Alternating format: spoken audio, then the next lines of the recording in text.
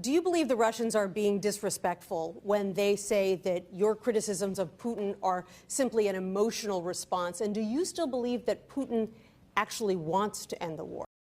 I can't tell you that, but I'll let you know in about 2 weeks. Within 2 weeks, we're going to find out very soon.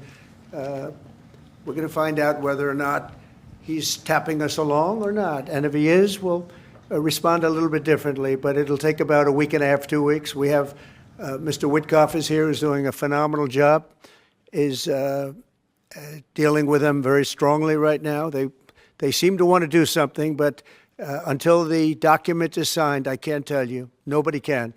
I can say this. That I'm very disappointed at what happened a couple of nights now, where people were killed in the middle of what you would call a negotiation. I'm very disappointed by that. Very, very disappointed. Yeah, please.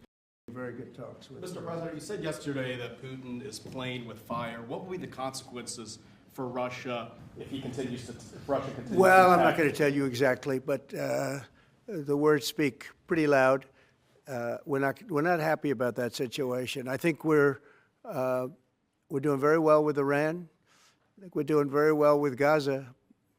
But we are doing very well with Iran, and I think we're going to see something very sensible, because there are only two outcomes. You know what the two outcomes is: a smart outcome and there's a violent outcome, and I don't think anybody wants to see the second.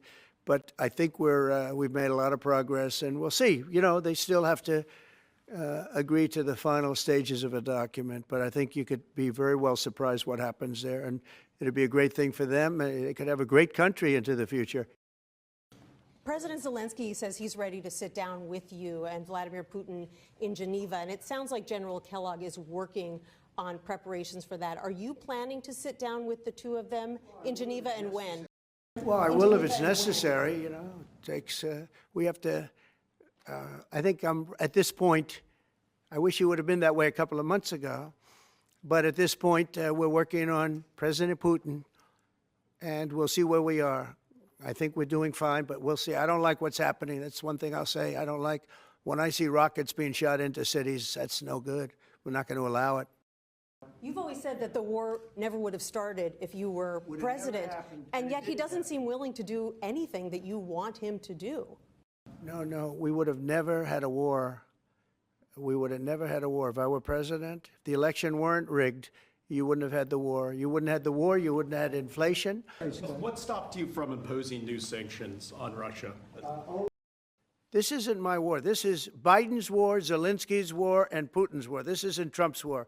I'm only here for one thing, to see if I can end it, to save 5,000 lives a week and a lot of money, the money being much less important. Blow up a lab, but nobody's going to be in the lab, as opposed to everybody being in the lab and blowing it up, right?